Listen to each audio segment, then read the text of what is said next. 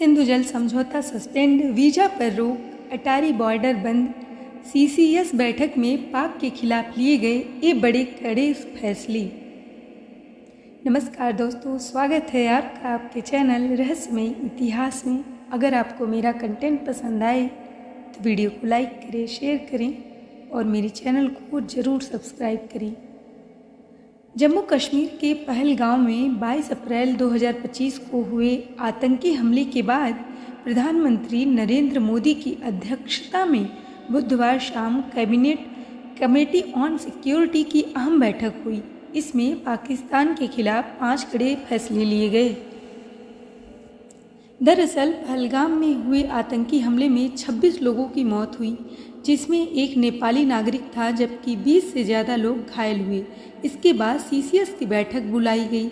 इस बैठक में पीएम मोदी के अलावा गृह मंत्री अमित शाह, रक्षा मंत्री राजनाथ सिंह, एनएसए अजित डोभाल, विदेश मंत्री एस जयशंकर मौजूद थे। इसके बाद बैठक में लिए गए फैसलों को लेकर विदेश सचिव विक्रम मिस्री ने प्रेस कॉन्फ्रेंस की। इसमें उन्होंने इन फैसलों की जानकारी दी।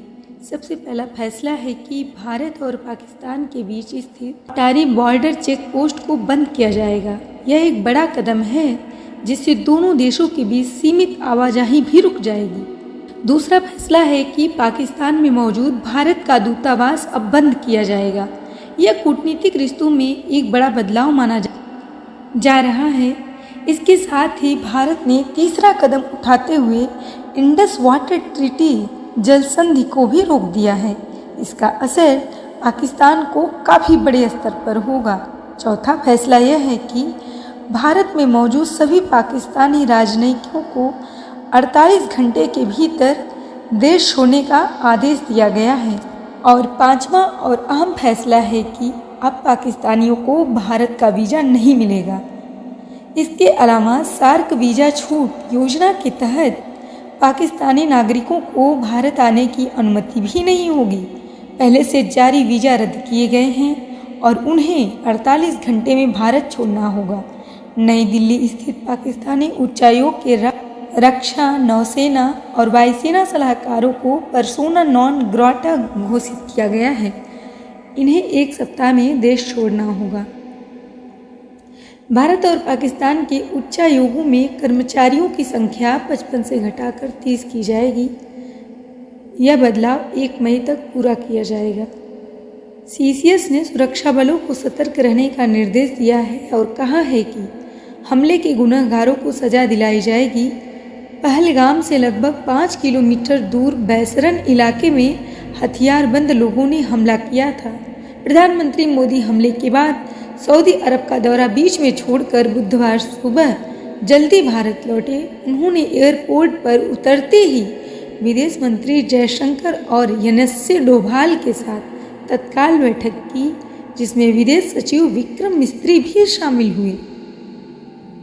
दोस्तों, इससे पहले अमित शाह ने बुधवार को पहलगाम के बैसारन इलाके का दौरा किया, जहां मंगलवार शाम आतंकियों ने हमला किया था।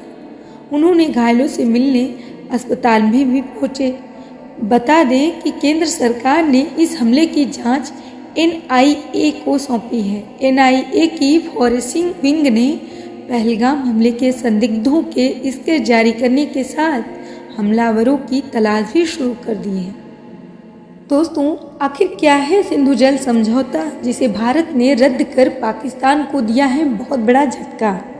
तो चलिए हम बताते हैं आपको।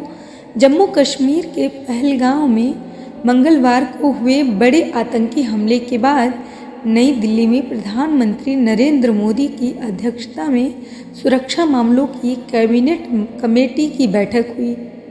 बैठक में केंद्रीय गृह मंत्री अमित शाह, विदेश मंत्री एस जयशंकर, रक्षा मंत्री राजनाथ सिंह और राष्ट्रीय सुरक्षा सलाहकार अजित डोभाल सहित कई शीर्ष अधिकारी मौजूद थे। बैठक में कई अहम फैसले लिए गए, जिसमें पाकिस्तान के साथ सिंधु जल समझौते को निलंबित कर भारत ने पाकिस्तान को एक बहुत बड़ा झटका दिया। इसके साथ ही अटारी बॉर्डर को भी बंद करने का फैसला किया गया है। तो आइए जानते हैं कि आखिर क्या है सिंधु जल का समझौता। दोस्तों, खबरों के अनुसार जम्मू कश्मीर के पहलगाम में मंगलवार को हुए बड़े आतंकी हमले के बाद नई दिल्ली में प्रधानमंत्री नरेंद्र मोदी की अध्यक्षता में सुरक्षा मामलों की कैबिनेट कमेटी की बैठक हुई। बैठक में कई अहम फैसले लिए गए, जिसमें पाकिस्तान के साथ सिंधु जल समझौते को निलंबित कर भारत ने पाकिस्तान को एक बहुत बड़ा झटका दिया है। बैठक में केंद्रीय गृह मंत्री अमित शाह, विदेश मंत्री एस जयशंकर, रक्षा मंत्री राजनाथ सिंह और राष्ट्रीय सुरक्षा सलाहकार अजित डोभाल सहित कई शीर्ष अधिकारी मौजूद थे। कैबिनेट कमेटी की बैठक में फैसला लिया गया है कि यह फैसला तब तक लागू रहेगा जब तक पाकिस्तान विश्वसनीय ढंग से सीमा पार आतंकवाद को समर्थन देना बंद नहीं कर देता। तो सिंधु जल समझौता क्या है? सिंधु जल समझौता 19 सितंबर 1960 में भारत के तत्कालीन प्रधानमंत्री जवाहरलाल नेहरू और पाकिस्तान के जनरल अयूब खान के बीच कराची में हुआ था। इस समझौते में वर्ल्ड बैंक ने मध्यस्थ की भूमिका निभाई थी। इस समझौते के तहत दोनों देशों भारत और पाकिस्तान में सिंधु नदी और उसकी सहायक नदियों झेलम, चिनाब, रावी, ब्यास और सतलज के पानी का बंटवारा किया गया था। इस संधि के तहत भारत को सिंधु तथा उसकी सहायक नदियों से 19.5% पानी मिलता है, जबकि पाकिस्तान को 80% पानी मिलता है। भारत अपने हिस्से में से भी लगभग 90% पानी का उपयोग करता है।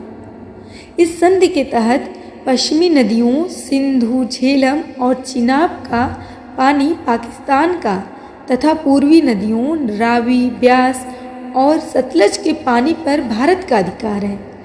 इस संधि पर अमल करने के लिए इंडस कमीशन अर्थात सिंधु आयोग का गठन किया गया। हर वर्ष इस कमीशन की बैठक भी होती है। इस संधि के चलते भारत अपने पड़ोसी पाकिस्तान को कुल जल का 80.52% यानी 167.2 अरब घन मीटर पानी सालाना देता है। इस संधि को दुनिया की सबसे उदार संधि भी कहा जाता है। शुरुआती जांच में पता चला है कि इस हमले को अंजाम देने वाले 5 आतंकवादियों में 2 स्थानीय जबकि 3 पाकिस्तानी हैं। हमले की जिम्मेदारी लश्कर-ए-तैयबा ने ले ली है। आतंकी हमले को लेकर पुलिस ने हमले में शामिल आतंकियों की जानकारी देने वाले को 20 लाख रुपए इनाम देने की भी घोषणा की है। मृतकों में एक यूएई और एक नेपाल का पर्यटक और 2 स्थानीय नागरिक शामिल हैं। बाकी पर्यटक यूपी, गुजरात, महाराष्ट्र, कर्नाटक, तमिलनाडु और ओडिशा के हैं। तो दोस्तों, आज की ये जानकारी आपको कैसी लगी हमें कमेंट में ज़रूर बताइएगा और ऐसे ही वीडियो को देखने के लिए हमारे चैनल को सब्सक्राइब करें। धन्यवाद।